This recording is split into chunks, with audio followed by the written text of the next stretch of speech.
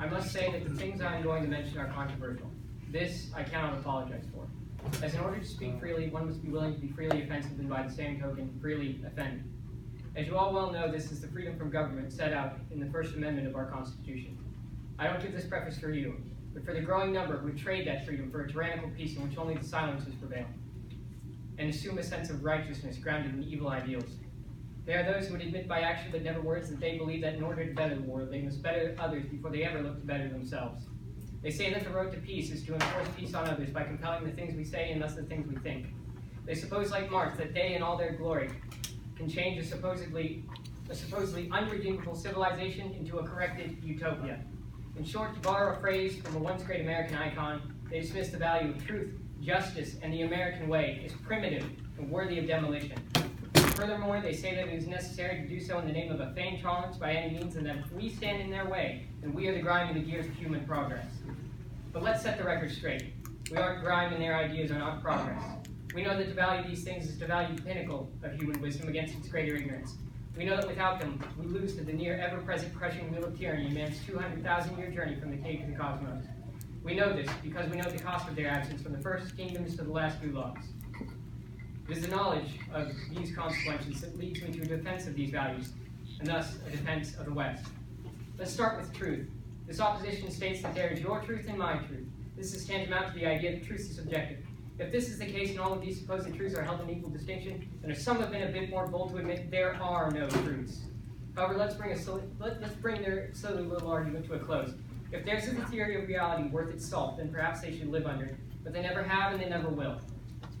Because they know that their claim is nothing more than the mere utterings of arrogant ideologues who can only make such claims in a free world built by the pragmatic and therefore truth-believing people of this world.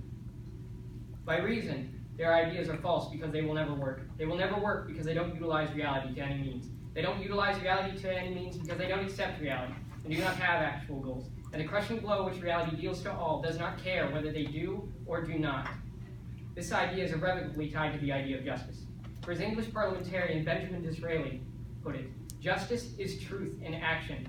Now the opposition accepts this on one hand and dismisses it in another. They say that morals are relative and that there truly is no right or wrong beyond what we make up for ourselves, but act as if that weren't so. If it is the case that there is no right or wrong, what do we make of the failed states and the genocide of millions across the great expanse of time? I admit it's easy for the cynic to argue that there is no good, but if we merely stand ambivalent to the lives lost under the Holocaust, the Iron Curtain, or the Chinese Purge, here we reach the conclusion that if a universal moral compass were truly non-existent, then all sane men would not wish to shy away from the face of evil tragedy. So what then is the universal morality as opposed to the subjective? And what does that imply? This is encapsulated in the fact that there are things that one cannot do if one wishes the wisdom of Athens to continue under a different guise. There are things that one cannot do if one wishes the bare political structures of Rome to continue under a different name. There are things that one cannot do if one does not wish their city to become that of Sodom and Gomorrah, crushed by reality for the lack of one good man. Under such assumptions, what then is the American way? And why does it matter? Why is this way of life worth more than any sense of global citizenship? Well, in order to figure this out, we need to go to the basis of what makes our nation remarkably unique. This isn't in the vast lands, the political stability, or even the individual freedoms which this nation has, but rather the cause behind those effects.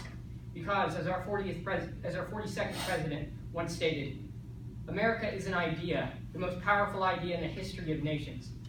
In searching for this idea, I grasped at the notion of individual sovereignty that was found by our founding fathers within such phrases as, "We were made in the image of God." This opposition, however, these critics, however, dismiss this idea with the simple statement that we don't choose, that in fact we have no free will. If this is the case, what is the purpose of an individual sovereign without the ability to choose? What is an individual sovereign but meaningless tears in a world that means nothing? That is why, my friends, this is simply not true. This is simply a farce. For the individual is more complex than anybody could ever hope to imagine, to the point at which, as clinical psychologist Jordan B. Peterson noted, you can't determine all of the positive and negative reinforcements behind an individual, let alone the reinforcement history, and that measuring it would alter it. And this is analogous to what we all know to be true. The truth of the matter is that There will only ever be one of each of us that exists in this room, in spite the fact that someday we'll all just be stories with a seemingly prefixed end. We know that we determined how our stories concluded. So, the American way, then, by this reason, under this realization, is one of personal responsibility.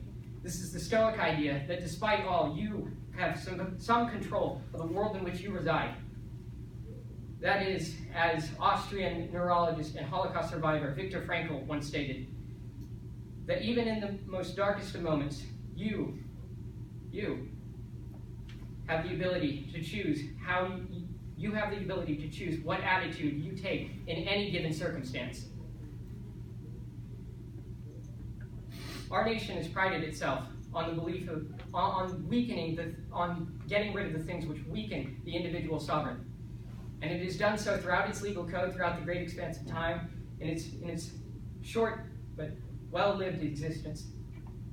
Indeed, our founding fathers, though not in practice but believed in, which led to practice, stated that the individual that each individual is endowed by their Creator with certain unalienable rights. Other nations lack such assumptions, as we see in oligarchical Russia, that silence is expressed by means of covert executions, by a once independent Britain that seeks to remove itself from a power-hungry government that is not their own, and in a democratic and name-only China that brutally coerces the people of Hong Kong. Thus, the American way and the United States of America, incorporating that belief in the individual sovereign is, as our 40th president once stated, the last best hope of man on earth. Thus, as I close this small defense of the West, I see the marked end of such ideas. So long as we live our lives according to our own. We must live our lives knowing that truth exists and that we have the ability to find it amid a world of lies. We must live our lives knowing that there is a right and wrong, no matter how many people choose to disregard it for the sake of misguided convenience. We must live our lives knowing that we can run our lives better than anybody else can, no matter how efficient a government claims to be. If together, you and I, live our lives through these three values, we can see a world of prosperity, a world of morality, a world of freedom. You and I can see a revival of the West. Thank you.